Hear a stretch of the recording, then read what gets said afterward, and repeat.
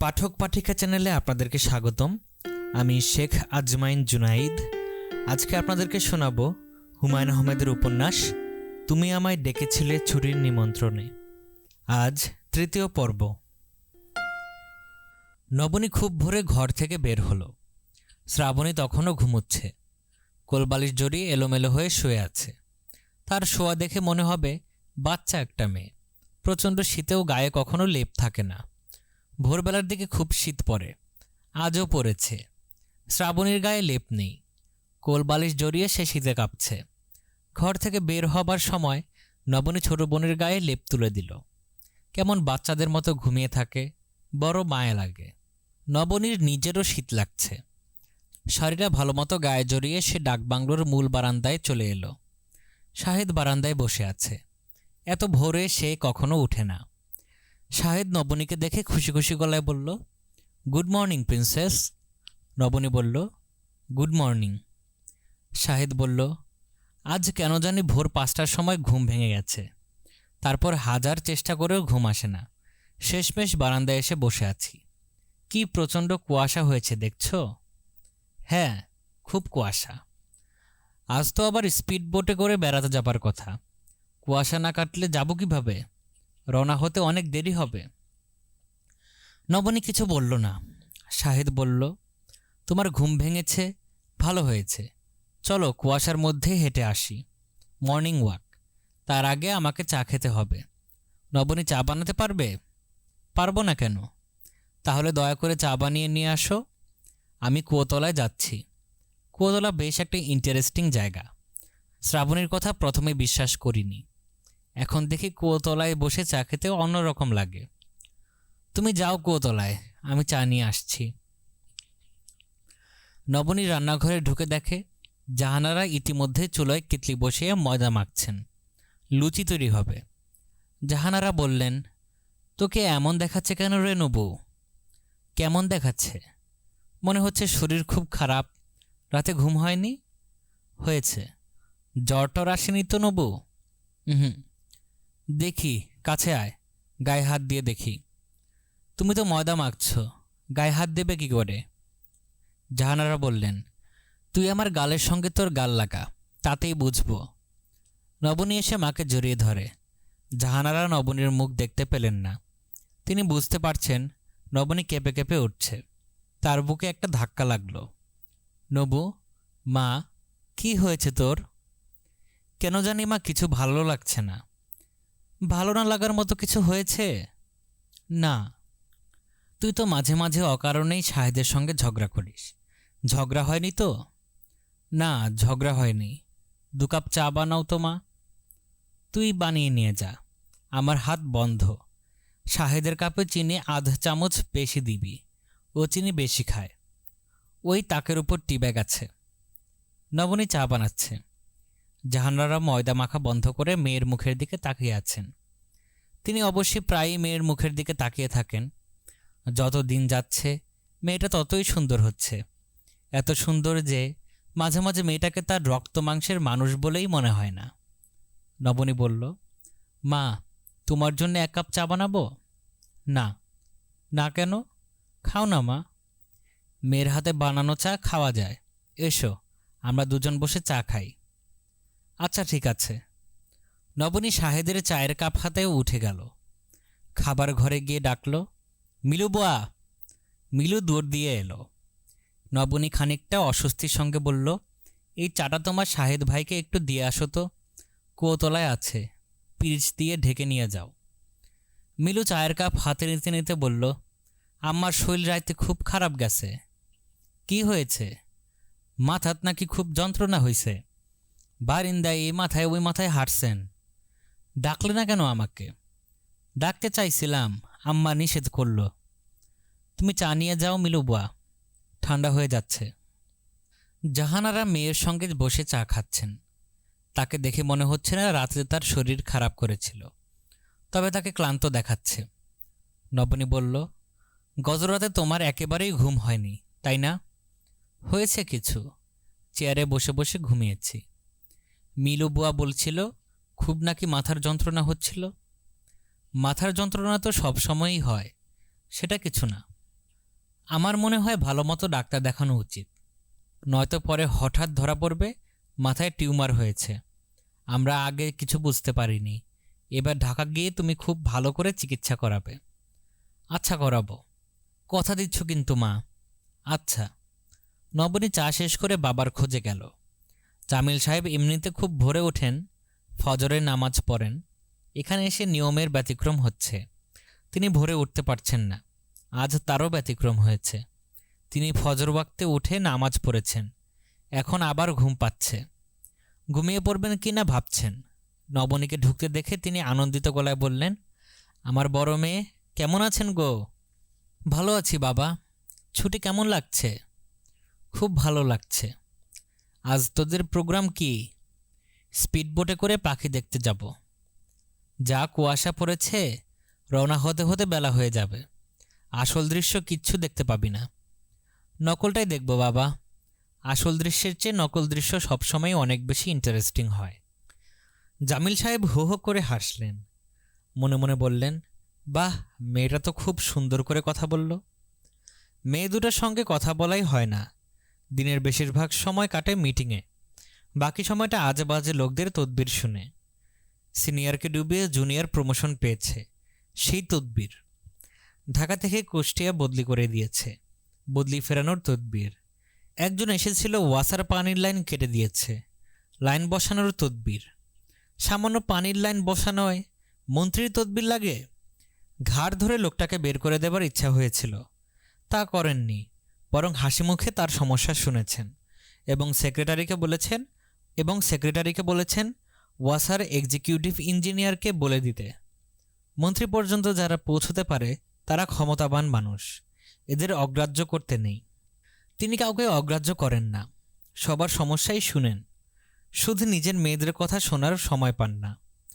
ছুটির 7 দিন পুরোপুরি মেয়েদের সঙ্গে কাটাবেন ভেবেছিলেন, তাও হচ্ছে না। নবনী মা, বসো তো আমার পাশে। নবনী বসল। জামিল সাহেব বললেন, মার মুখটা এমন মলিন কেন? কি হয়েছে আমার মার? আমার কিছু হয়নি বাবা, সম্ভবত মার কিছু হয়েছে, রাতে ঘুমোচ্ছে না। এটা তো নর্মাল, সে রাতে কখনো ঘুমায় না। আমার ধারণা ঘুম এলেও জেগে থাকে। এরকম করতে করতে দেখবে একদিন খুব অসুস্থ হয়ে পড়বে। তা তো পড়বেই, কিন্তু তোর মাকে কে বোঝাবে? আমার সাধ্যের বাইরে। আমি চেষ্টা কম করিনি, অনেক চেষ্টা করেছি, এখন হাত ধুয়ে ফেলেছি। তোরা চেষ্টা করে দেখ কিছু করতে পারিস কি না। মনে হয় না পারবি। তোর মার কথা বাদ দে, তোদের কথা বল। ছুটি কেমন লাগছে? একবার তো বলেছি বাবা, ভালো লাগছে। এখানে যা দেখার দেখেছিস? মনু মিয়ার দিঘি দেখেছিস? না, সেটা আবার কোথায়? সুরজ মিয়াকে বললেই নিয়ে যাবে, নৌকায় যেতে হবে, এখান থেকে 3-4 মাইল হবে। বিরাট দিঘি? মোটামুটি বিরাটই আছে। ইন্টারেস্টিং ব্যাপার হলো পানি লাল, গাঢ় লাল। ভয়ে কেউ দিঘিতে নামে না। অদ্ভুত মিত আছে দিঘি নিয়ে। সুরজ মিয়া জানে নিশ্চয়ই। পানি লাল কেন বাবা? ঠিক জানি না, কে যেন বলেছিল লাল শৈবালের কারণে পানি হয়েছে লাল। এসব তোদের সায়েন্সের ব্যাপার, তোরাই তো ভালো জানবি। আমি আমার পাঠ্য বইয়ের বাইরে কিছু জানি না বাবা। শ্রাবণী হয়তো জানে, তার কাজই বই পড়া। কুয়াশা কেটেছে, স্পিডবোট চলে এসেছে, রওনা হতে দেরি হবে। সুরজ মিয়া ছাতা আনতে গেছেন। রোদ চললে ছাতা না থাকলে কষ্ট হবে। শ্রাবণী বাইরে যাবার জন্য তৈরি হয়েছে। আজ এই প্রথম সে শাড়ি পরল। নবনীকে বলল, তোমার মুক্তার কানের দুলজোড়ো আমাকে দাও তো আপা। নবনী দুল পরিয়ে দিল। শাহেদ বলল, শ্রাবণীকে তো আজ অদ্ভুত লাগছে। নবনী, দেখেছ কি অপূর্ব লাগছে শ্রাবণীকে? নবনী বলল, হ্যাঁ, অপূর্ব লাগছে। শাহেদ বলল, শাড়ি হচ্ছে অসম্ভব সুন্দর একটা পোশাক। শোনো শ্রাবণী, এখন থেকে তুমি সবসময় শাড়ি পরবে। শ্রাবণী বলল, আচ্ছা শাহেদ ভাই, আপনাকে একটা ধাঁধা জিজ্ঞেস করছি। বলুন তো দেখি, আমি, আপনি এবং একটি শাড়ি, এই 3 জিনিসের মধ্যে একটা সুন্দর মিল আছে, মিলটা কোথায়? শাহেদ অবাক হয়ে বলল, আমি তো মিল পাচ্ছি না। না ভাবলে পাবেন কি করে? ভেবে তারপর বলুন। আপা, তুমি বলতে পারবে? না, আমি বলতে পারবো না। শ্রাবণী হাসতে হাসতে বলল, মিলটা হলো তিনটেরই শুরু অক্ষর হচ্ছে স। শ্রাবণী, শাহেদ এবং সারি। নবনী ছোট বোনের দিকে তাকিয়ে আছে। সে কিছু একটা বলতে গিয়েও বলল না, নিজেকে সামলে নিল। শ্রাবণী বলল, আপা, তোমার সঙ্গে আমার কিছু কথা আছে, এসো আমার সঙ্গে। কোথায় যাব? খানিকটা দূরে যেতে হবে, মিনিট 10 হাঁটতে হবে। ডাকবাংলোর ভেতরে বলা যাবে না? না। শাহেদ বলল, আমি কি তোমাদের সঙ্গে আসতে পারি? না, বনে বনে কথা হবে, এখানে আপনার কোনো স্থান নেই। আমি সঙ্গে আসি, তোমাদের কথা বলার সময় না হয় দূরে সরে যাব? অসম্ভব, আপনাকে নেওয়াই যাবে না। নবনী এবং শ্রাবণী হাঁটছে, কেউ কোনো কথা বলছে না। জংলা মতো একটা জায়গায় এসে শ্রাবণী থমকে দাঁড়ালো। আপার দিকে তাকিয়ে বলল, এখন এই বনের ভেতর ঢুকতে হবে। নবনী বলল, কথাগুলি কি বনের ভেতর ঢুকে বলবি? কথা না, তোমাকে একটা জিনিস দেখাবো। কি জিনিস? মারিয়া স্টোনের কবর। তুমি আমাকে অবিশ্বাস করেছিলে, তুমি ভেবেছিলে আমি মিথ্যা কথা বলছি। আমি সত্যি কথাই বলি আপা। কিছু কিছু মানুষ আছে যাদের সত্যি কথা মিথ্যের মতো মনে হয়, আমি সেরকম একজন। এসব বনে ঢুকি, বেশি দূরে যেতে হবে না, অল্প কিছু দূর গেলেই দেখবে। নবনী ক্লান্ত গলায় বলল, আমি তোর কথা বিশ্বাস করছি, আমি দেখতে চাচ্ছি না। তোমাকে দেখতে হবে, এত দূরে এসে তুমি না দেখে যেতে পারবে না। তুই কেন আমার সঙ্গে এরকম করছিস? তুমি আমাকে মিথ্যাবাদী ভাববে, তা হবে না। আমি তোকে মিথ্যাবাদী ভাবছি না, একসময় ভেবেছিলে। হ্যাঁ, একসময় ভেবেছিলাম। I am sorry for that. এসো আপা, 2 মিনিটের মাত্র পথ। চোরকাটা আছে, শাড়ি খানিকটা উপরে তুলতে হবে। ভয় নেই, কেউ দেখবে না। তারা কবরের কাছে এসে দাঁড়ালো। একটা কালো পাথরের ক্রস চিহ্ন, পেছনে কালো পাথরে খোদাই করে লেখা মারিয়া স্টোন। দীর্ঘ ইংরেজি কবিতা, এপিটাপ। প্রথম 2 line, the bells will ring, the birds will sing. Shraboni বলল, আপা দেখলে? হ্যাঁ, দেখলাম। শাহেদ ভাই সম্পর্কে যে কথাগুলি বলেছি সেগুলিও যে সত্যি, তাকে তুমি বিশ্বাস করছো? নবনী জবাব দিল না।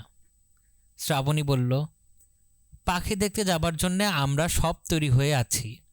এখন আমি যদি বলি, শাহেদ ভাই আপনি আপাকে নিয়ে যান, আমার মচকানো পা আবার ব্যথা করছে, আমি যেতে পারবো না, তাহলে শাহেদ ভাই যাবেন না, সে থেকে যাবে। আমি প্রমাণ করব? না। যা সত্যি তা স্বীকার করে নেয় কি ভালো না? আমি জানি এখন তোমার কষ্ট হচ্ছে, এটা কিন্তু অনেক ভালো। কষ্টটা বিয়ের পর হবার চেয়ে আগে হওয়াই ভালো। তুই চুপ কর। তারা নিঃশব্দে ডাকবাংলোয় ফিরে এলো। ডাকবাংলোর গেটের কাছে শাহেদ দাঁড়িয়ে আছে, তার মাথায় ক্রিকেট খেলোয়াড়দের মতো সাদা টুপি, তাকে সুন্দর দেখাচ্ছে। শাহেদ চেঁচিয়ে বলল, তোমরা এত দেরি করেছ, যাত্রার সব আয়োজন সম্পন্ন, ডাকবাংলোয় ঢোকার দরকার নেই, তোমরা এখান থেকে সরাসরি স্পিড বোটে উঠবে। তোমাদের ব্যাগ ট্যাগ সব তোলা হয়েছে, পানির বোতল নেওয়া হয়েছে, ফ্লাক্স ভর্তি চা নেওয়া হয়েছে। শ্রাবণী বলল, একটা ক্ষুদ্র সমস্যা হয়েছে শাহেদ ভাই। কি ক্ষুদ্র সমস্যা? হাঁটতে গিয়ে আমার মচকে যাওয়া পা গর্তে পড়েছে। আমার মুখ দেখে বোঝার উপায় নেই যে ব্যথায় আমি ছটফট করছি, কাজেই আমি যেতে পারছি না, আমাকে গরম পানিতে পা ডুবিয়ে বসে থাকতে হবে। শাহেদ হতবম্ব গলায় বলল, সে কি? তাতে আপনাদের প্রোগ্রামের কোনো রকম হেরফের হবে না, আপনি আপাকে নিয়ে যাবেন, হইচই করে আসবেন। নবনী একদৃষ্টিতে বোনের দিকে তাকিয়ে আছে, তার চোখে পলক পর্যন্ত পড়ছে না। শাহেদ বলল, 3 জন মিলে যাব ঠিক করেছি, এখন 2 জন যাব, তা কি করে হয়? তাছাড়া পাখি শিকারে তোমার আগ্রহই সবচেয়ে বেশি ছিল। আগ্রহ এখনও আছে, সুন্দর সুন্দর পাখি গুলি করে মেরে ফেলার দৃশ্য খুব ইন্টারেস্টিং হবার কথা, কিন্তু উপায় নেই, পায়ে দারুণ ব্যথা। শাহেদ বলল, তাহলে প্রোগ্রাম বাদ দেয়া যাক, তোমার পায়ের ব্যথা কমুক, তারপর যাব। আজ যেতে হবে এমন তো কথা নেই। নবনী, তুমি কি বলো? নবনী সহজ গলায় বলল, শ্রাবণীর পায়ের ব্যথা ব্যথা কিছু নেই, ও ভালোই আছে, ও যাবে পাখি দেখতে। ও তোমার সঙ্গে তামাশা করছে। আমি যেতে পারবো না, আমার পাখি শিকার ভালো লাগে না। তাছাড়া মার শরীর খুব খারাপ, আমি মার সঙ্গে থাকব। একজন ডাক্তার এলে মাকে দেখাবো। শাহেদ বলল, তুমি কি সত্যি যাবে না? না, তাতে অসুবিধা নেই, তুমি শ্রাবণীকে নিয়ে ঘুরে এসো। এরা কষ্ট করে এত আয়োজন করেছে, এখন না যাওয়া ঠিক হবে না। শাহেদ বলল, সেটাও সত্য। নবনী বলল, দেরি না করে তোমরা রওনা হয়ে যাও। নবনী ডাকবাংলোয় ঢুকে পড়ল। কিছুক্ষণের মধ্যেই স্পিডবোট চালু করার ভটভট শব্দ কানে এলো। নবনী নিজের ঘরে শুয়ে আছে। ভুল বলা হলো, নিজের ঘর না, শ্রাবণীর ঘর। এই মুহূর্তে ডাকবাংলোয় তার নিজের কোনো ঘর নেই। নবনীর ইচ্ছা করছে শ্রাবণীর মতো কোলবালিশ জড়িয়ে নিশ্চিত মনে খানিকক্ষণ ঘুমিয়ে থাকে। খুব ক্লান্ত লাগছে। মন ক্লান্ত হলে শরীরও বোধহয় ক্লান্ত হয়ে যায়। ঘরটায় প্রচুর আলো, জানালার পর্দা সরিয়ে দেয়া, ঘরে রোদ ঢুকছে, চোখে আলো লাগছে। চারদিকে অন্ধকার করে শুয়ে থাকলে বোধহয় ভালো লাগতো। বিছানা থেকে উঠে পর্দা টেনে দিতেও ইচ্ছা করছে না, আলসি লাগছে। আস্তে করে কে যেন দরজায় হাত রাখল। নবনী বলল, কে? জামিল সাহেব বললেন, আমি। এসো বাবা। জামিল সাহেব এসে ঢুকলেন। তার মুখও বিষণ্ণ। তিনি বললেন, হঠাৎ তোর আবার কি হলো? নবনী বিছানায় উঠে বসতে বসতে বলল, বুঝতে পারছি না, খুব ক্লান্ত লাগছে, খুব ঘুম পাচ্ছে, মনে হচ্ছে অনেকদিন আরাম করে ঘুমোচ্ছি না। বেড়াতে এসে সবাই একসঙ্গে অসুখ বাঁধিয়ে ফেলা তো কোনো কাজের কথা না। যাই হোক, আমি শামসুদ্দিনকে খবর দিচ্ছি। শামসুদ্দিন আবার কে? ডাক্তার, এমবিবিএস, শুনেছি ভালো ডাক্তার। নবনী বলল, বাবা চলো আমরা ঢাকায় চলে যাই, এখানে আর ভালো লাগছে না। জামিল সাহেব বললেন, সেটাই ভালো, আমিও একটু আগে তাই ভাবছিলাম। এখানে হঠাৎ বড় ধরনের কোনো অসুখ বিসুখ হলে মুশকিলে পড়ে যাব। নবনী, তুই শুয়ে না থেকে বরং উঠে বস, শুয়ে থাকলে অসুখকে প্রশ্রয় দেওয়া হয়। নবনী উঠে বসল। জামিল সাহেব বললেন, তুই তোর পরীক্ষার রেজাল্ট নিয়ে চিন্তিত না তো? না। আমার মনে হয় পরীক্ষার রেজাল্টের চিন্তাই তোকে আপসেট করে রাখছে। এত চিন্তা করতে নেই, যা হবার হবে, আমার ধারণা ভালোই হবে।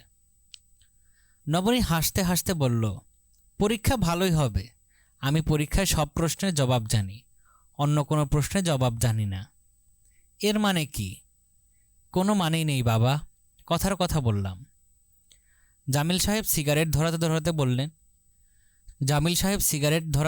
বললেন, ছুটি কাটানোর ব্যাপারে আমরা এখনও অভ্যস্ত হয়ে উঠিনি।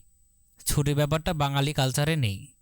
আমাদের ছুটি মানে মামার বাড়িতে গিয়ে কিছুদিন থেকে আসা। তার ফল এই হয়েছে যে সত্যিকার অর্থে ছুটি কাটানো বিষয়টা আমরা জানি না। বাইরে বেড়াতে এলে হাজারো সমস্যায় হাবুডুবু খায়। একজন রাতে ঘুমায় না, একজনের বিষণ্ণতা রোগ হয়, দরজা বন্ধ করে শুয়ে থাকে।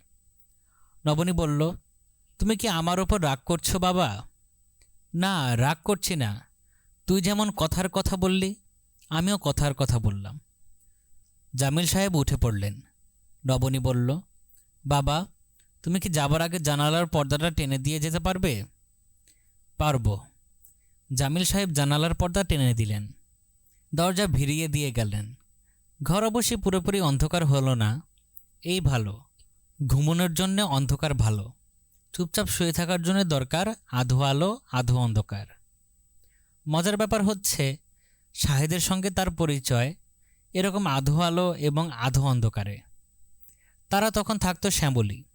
জামিল সাহেব মন্ত্রী হননি, তবুও বেশ ক্ষমতাবান মানুষ। বাড়িতে দারোয়ান আছে, মালি আছে, কুকুর আছে। একদিন বর্ষাকালে ভর সন্ধ্যাবেলায় নবনী শুয়ে আছে, তার মাথা ধরেছে। মিলুবু এসে বলল, একজন লোক আপনার সঙ্গে দেখা করতে আসছে। নবনী বিস্মিত হয়ে বলল, আমাদের ক্লাসের কোনো ছাত্র? জিজ্ঞেস করি নাই।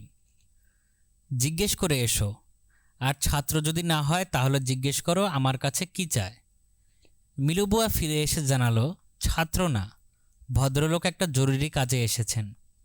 নবনী বিরক্ত হয়ে বলল, আমার সঙ্গে কারোরই কোনো জরুরি কাজ নেই, চলে যেতে বলো। মিলু বলল, আপনি নিচে গেলে ভালো হয় আফা, সাথে অত বড় একটা ছবি নিয়ে আসছে। নবনী নিচে নামল। বসার ঘরে ঢুকে প্রথম যে জিনিসটা চোখে পড়ল তা হলো বিশাল একটা পেইন্টিং, বর্ষার ছবি। আকাশে ঘন কালো মেঘ, খোলা প্রান্তরে কয়েকটা তাল গাছ। ছবিটা দেখেই মনে হচ্ছে এই বুঝি বৃষ্টি নামল। ছবি থেকে চোখ ফেরানো কষ্ট।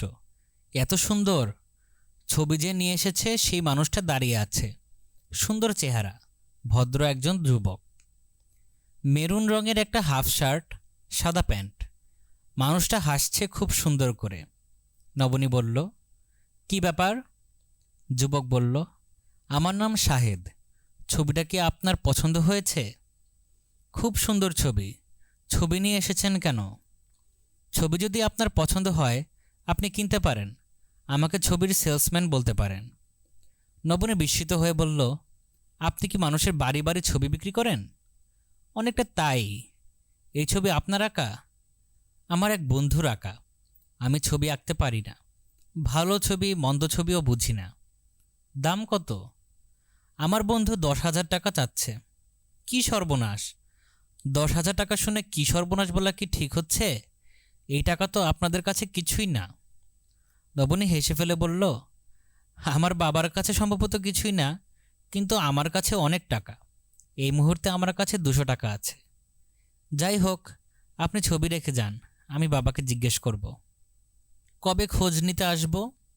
কাল আসুন। জি আচ্ছা। শ্রাবণী সব শুনেই বলেছে, ওই ভদ্রলোক তোমার কাছে ছবি বিক্রি করতে আসেননি।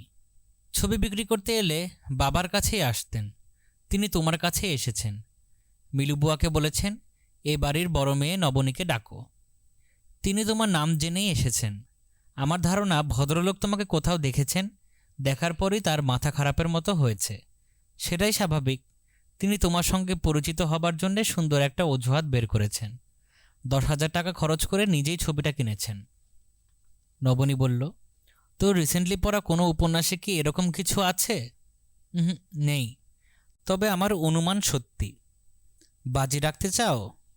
500 টাকা বাজি। 500 না, 200 টাকা বাজি। আমার কাছে 200 টাকা আছে। বেশ, 200 টাকা। শ্রাবণী বাজি জিতে গেল। সব বাজিতেই সে জিতে যায়। বাজির ভাগ্য সবার ভালো থাকে না। দরজায় টোকা পড়েছে। নবনী বলল, কে? মিলু বলল, বড় আফা, আম্মা আপনারে ডাকে। নবনী দরজা খুলে বের হয়ে গেল। জাহানারা ভেতরে বারান্দায় বেতের চেয়ারে বসে আছেন। তার মুখ শুকনো, চোখ লাল, তার মাথার চুল ভেজা, মাথা দপদপ করছিল। কিছুক্ষণ আগেই মাথায় পানি ঢেলেছেন, চুল শুকায়নি। নবনী বলল, ডেকেছ মা? জাহানারা বললেন, তোর কি হয়েছে? নবনী বলল, কিছু হয়নি তো। আমার কাছে লুকাবি না, বল কি হয়েছে। নবনী চুপ করে রইল। জাহানারা বললেন, শ্রাবণী কেন এমন সেজেগুজে হাসতে হাসতে গেল, আর তুই কেন দরজা বন্ধ করে বিছানায় শুয়ে আছিস? নবনী মার দিকে তাকিয়ে রইল। জাহানারা ক্লান্ত গলায় ডাকলেন, মিলু, মিলু। মিলু ছুটে এলো। জাহানারা বললেন, আমাকে মাথা ধরার ওষুধ এনে দে, প্রচণ্ড মাথা ধরেছে। নবনী বলল, মা তুমি শুয়ে থাকো, তোমাকে দেখেই মনে হচ্ছে তোমার খুব শরীর খারাপ। জাহানারা উঠে দাঁড়ালেন। তিনি ঠিকমতো পা ফেলতে পারছেন না। নবনী এসে জাহানারার হাত ধরল। জাহানারা বললেন, তোকে আমি কিছু কথা বলবো, তুই আয় আমার সঙ্গে। স্পিডবোটের মেশিন বিকল হয়েছে। স্টার্ট দিলে ভটভট শব্দ ঠিকই হয়, প্রোপেলার ঘুরে না। সুরুজ মিয়া বললেন, এ তো বড়ই যন্ত্রণা হলো। স্পিডবোটের চালক প্রাণপণ চেষ্টা করে যাচ্ছে, তার গা বেয়ে ঘাম পড়ছে, কোনো কাজ হচ্ছে না। তারা মাঝ নদীতে থেমে আছে, অল্প বাতাস আছে, নৌকা দুলছে। শ্রাবণী বলল, আমার তো এই অবস্থাটা ভালো লাগছে। ভটভট শব্দে মাথা ধরে গিয়েছিল। চেয়ারম্যান চাচা। জি আম্মা। আপনি এক কাজ করুন, আমাদের দুজনকে নামিয়ে দিন, আমরা চায়ের ফ্লাস্ক খাবার দাবার নিয়ে এখানেই নেমে যাই। আপনারা দেখুন কিছু করতে পারেন কি না। করতে না পারলেও ক্ষতি নেই। শাহেদ ভাই, স্পিডবোট চালু না হলে আপনার কোনো সমস্যা আছে? কোনো সমস্যা নেই। সুরুজ মিয়া বললেন, ফিরতে খুব সমস্যা হবে আম্মা, বেজায় সমস্যা, ফিরতে হবে উজানে। শাহেদ বলল, ফেরার সময় আসুক, তখন দেখা যাবে। তারা নেমে পড়ল। শ্রাবণী বলল, চলুন শাহিদ ভাই, আমরা কোনো একটা গাছের নিচে বসি। আপনার দায়িত্ব হচ্ছে সুন্দর একটা গাছ খুঁজে বের করা। আপনি ক্যামেরা এনেছেন না? এনেছি। তাহলে চুপচাপ বসে আছেন কেন? ছবি তুলুন। ইস, আমার দারুণ লাগছে। তোমার পায়ের ব্যথা কি সেরে গেছে? সারেনি, এখনও ব্যথা নিয়েই হাঁটছি। আর আপনি এমনই মানুষ যে একবার ভদ্রতা করেও বললেন না, শ্রাবণী আমার হাত ধরে ধরে হাঁটো। নাকি আপনি চান না আমি আপনার হাত ধরি? শাহিদ বলল, কষ্ট করার কোনো দরকার নেই, আমার হাত ধরো। এটা বলতে গিয়ে আপনার গলা কিন্তু কেঁপে গেছে শাহিদ ভাই। গলা কাঁপবে কেন? শ্রাবণী খিলখিল করে হাসছে। শাহিদ বলল, দেখি আমার হাত ধরো তো।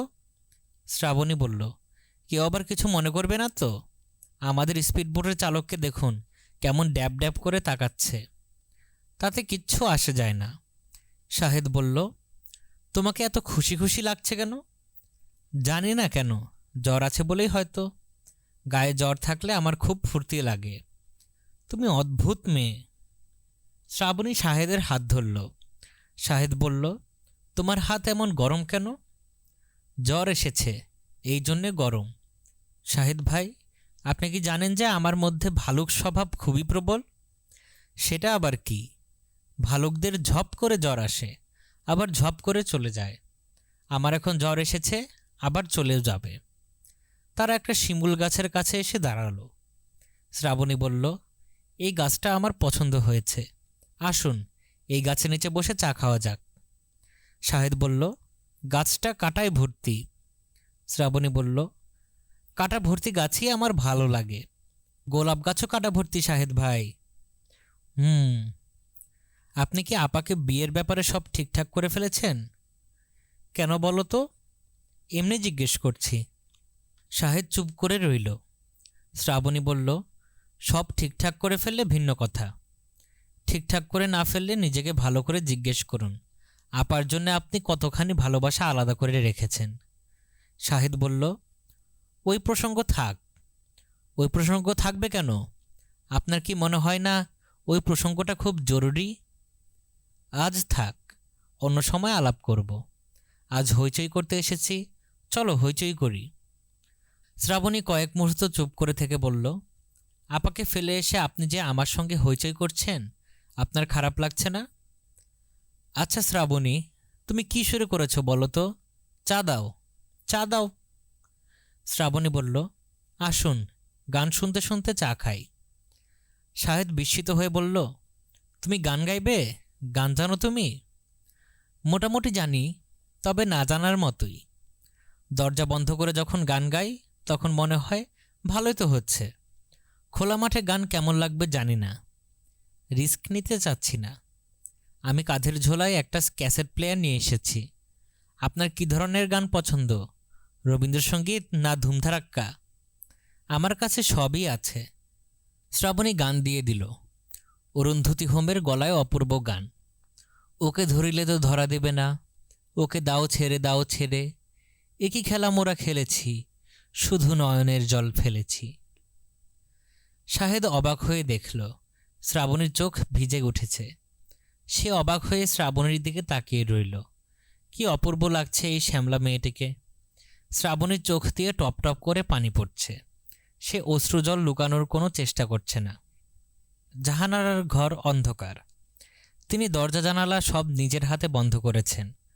নবনী অন্ধকার ঘরে তার মার পাশে বসে আছে। তার কেমন ভয় ভয় লাগছে। তার মনে হচ্ছে মা যেন ঘোরের জগতে চলে যাচ্ছেন। কথাবার্তা ছাড়া ছাড়া। মার মধ্যে কি কোনো পাগলামি ভর করেছে? কেমন তীক্ষ্ণ গলায় কথা বলছেন, যেন মা না, অন্য কেউ।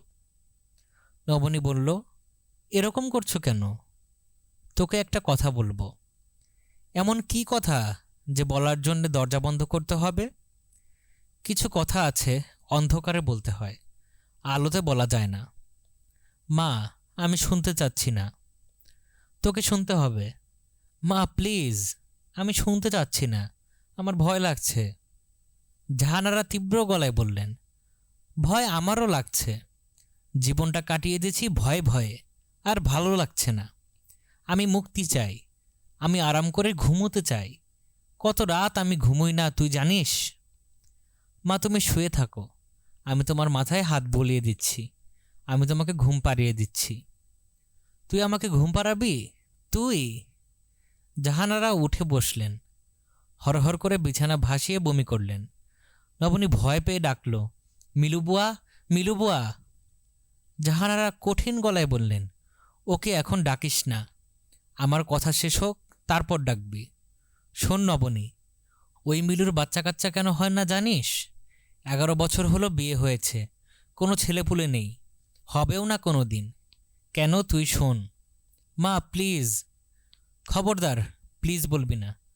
খবরদার বললাম, আমার কথা শেষ করতে দে। মিলুর যখন 17 বছর বয়স তখন ওর পেটে বাচ্চা এসে গেল। তোর অতি ব্যস্ত বাবা নিজে তাকে ডাক্তারের কাছে নিয়ে গেল, বাচ্চা নষ্ট হলো। তোর বাবার বুদ্ধি তো খুব বেশি, কাজেই বুদ্ধি করে লাইগেশনও করিয়ে আনলো। এতে খুব সুবিধা, ছেলেপুলে হবার ভয় নেই, যন্ত্রণা নেই। বুঝতে পারছিস কিছু? কাল রাতের কথা শুনবি? কাছে আয়, কানে কানে বলি। মিলু আমার মাথা টিপে দিচ্ছিল। তোর বাবা তাকে আমার ঘর থেকে ডেকে নিয়ে গেল। কোনো রকম লজ্জা নেই, কোনো সংকোচ নেই, স্বাভাবিক একটা ব্যাপার। এই স্বাভাবিক ব্যাপার রাতের পর রাত, বছরের পর বছর চলছে। আমরা যখন বাইরে কোথাও যাই মিলুকে সঙ্গে নিতে হয়। নবনী, আমার কথা বুঝতে পারছিস রে বোগা মেয়ে? জাহানারা আবারও হরহর করে বমি করলেন। নবনী ফিসফিস করে বলল, মা তুমি অসুস্থ। জাহানারা বললেন, হ্যাঁ আমি অসুস্থ, বাকি সবাই সুস্থ। তোর বাবা সুস্থ, তুই সুস্থ, শ্রাবণী সুস্থ, শুধু আমি বাদ পড়ে আছি। শুধু আমি। আমার চিকিৎসার দরকার, আমার খুব ভালো চিকিৎসার দরকার। মা প্লিজ। খবরদার, আমার কাছে আসবি না। যা দরজা খোল, তোর বাবাকে ডেকে আন, পুলিশ দুটাকে ডেকে আন, আনসারদেরকে ডেকে আন, চেয়ারম্যান সুরুজ মিয়াকে আন, যে যেখানে আছে সবাইকে ডাক। আমি সবাইকে বলবো, জনাজনে ডেকে বলবো, তারপর ঘুমোবো, আরাম করে ঘুমোবো। ঘুমে আমার চোখ বন্ধ হয়ে আসে, কিন্তু আমি ঘুমোতে পারি না। দরজায় শব্দ হচ্ছে। মিলু ক্ষীণ গলায় ডাকল, আম্মা দরজা খুলেন। কি হয়েছে আম্মা? জাহানারা চাপা গলায় বললেন, মেয়েটা আমারে আম্মা ডাকে, মিষ্টি করে আম্মা ডাকে। দরজা খুলে দে নবনী, আমার মেয়ের জন্য দরজা খুলে দে। নবনী দরজা খুলে বের হয়ে গেল। তার সারা শরীর থরথর করে কাঁপছে। নবনীর পেছনে পেছনে জাহানারা বের হয়ে গেলেন। উঁচু গলায় বললেন, তোমরা সবাই কোথায়? আমার কথা শুনে যাও, আসো সবাই, আসো, খুবই মজার গল্প, হি হি হি। নবনী একা একা বটগাছের গুড়ির বাঁধানো অংশে বসে আছে। রাত অনেক হয়েছে, আকাশে চাঁদ উঠেছে, চারদিকে সুন্দর জ্যোৎস্না। নবনীর মনে হচ্ছে সে একটা দুর্গের ভেতর আছে, বৃক্ষের দুর্গ। এই দুর্গ ভেদ করে কেউ তার কাছে আসতে পারবে না। ক্রমাগত ঝিঝি রাখছে, শীতের বাতাস বইছে। নবনীর ঘুম পাচ্ছে, তার খুব ইচ্ছে করছে এখানে ঘুমিয়ে পড়তে। এত ক্লান্তি লাগছে, কিন্তু তার মন শান্ত, মনে হচ্ছে তার কোনো দুঃখবোধ নেই। সে কি নিজেই গাছ হয়ে যাচ্ছে? গাছদের জীবনে নিশ্চয়ই কোনো তীব্র দুঃখবোধ থাকে না। আপা। নবনী তাকালো। শ্রাবণী এসেছে। সে আসবে নবনী জানত। সে শ্রাবণীর জন্যেই অপেক্ষা করছিল। শ্রাবণী এসে বসল বোনের পাশে। নবনী বলল, দেখেছিস কি সুন্দর? শ্রাবণী বলল, হ্যাঁ। নবনী বলল, ইংরেজির ওই অধ্যাপক ভদ্রলোকের মতো আজ সারা রাত আমি এখানে বসে জ্যোৎস্না দেখব। শ্রাবণী বলল, আমিও দেখব। আমি তোমার জন্য চাদর নিয়ে এসেছি আপা, নাও চাদরটা গায়ে দাও। নবনী কোনো আপত্তি করল না, চাদর গায়ে দিল। শ্রাবণী বলল, আপা শোনো, আমার দিকে তাকাও, আমার দিকে তাকিয়ে একটা কথা শোনো। নবনী তাকালো। শ্রাবণী খুব সহজ স্বরে বলল, এই পৃথিবীতে তোমার চেয়ে বেশি আমি কাউকে পছন্দ করি না। তুমি যে কত ভালো একটা মেয়ে তা শুধু আমি জানি, আর কেউ জানে না, কেউ কোনো দিন জানবেও না। আমি কি তোমাকে কষ্ট দিতে পারি আপা? ভুলেও ভেবো না তোমার প্রিয়জনকে আমি কেড়ে নেব। তোমার যে প্রিয় সে আমারও প্রিয়। নবনী ছোট্ট করে নিঃশ্বাস ফেলল। শ্রাবণী বলল, আমি তোমার জন্য অসম্ভব সুন্দর একটা জীবন চাই, এমন সুন্দর জীবন যা শুধু গল্প উপন্যাসে পাওয়া যায়। আমি কখনো চাই না তোমার জীবনটা মার মতো হয়। আমি যা করেছি এই জন্যেই করেছি। তোমার যত ভ্রান্তি ছিল সব দূর করে দিলাম। এমনিতে তুমি কিছু বুঝতে পারছিলে না, কাজেই খুব কঠিনভাবে তোমাকে বুঝিয়ে দিলাম। মার ব্যাপারটা তুই জানতি? কেন জানবো না আপা, আমার অনেক বুদ্ধি। নবনী কাঁদতে কাঁদতে বলল, আমি এত বোকা হয়েছি কেন রে শ্রাবণী? আল্লাহ কেন আমাকে এত বোকা করে বানালো? নবনী ফুপিয়ে ফুপিয়ে কাঁদছে। শ্রাবণী তার বোনকে শক্ত করে দু হাতে জড়িয়ে ধরে রেখেছে।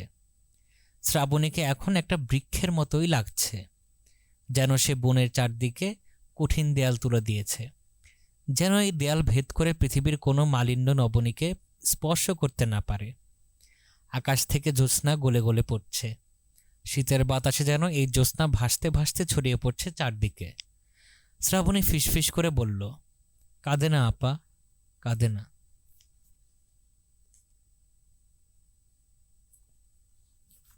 আপনারা শুনছিলেন হুমায়ুন আহমেদের উপন্যাস তুমি আমায় ডেকেছিলে ছুটির নিমন্ত্রণে। ধন্যবাদ।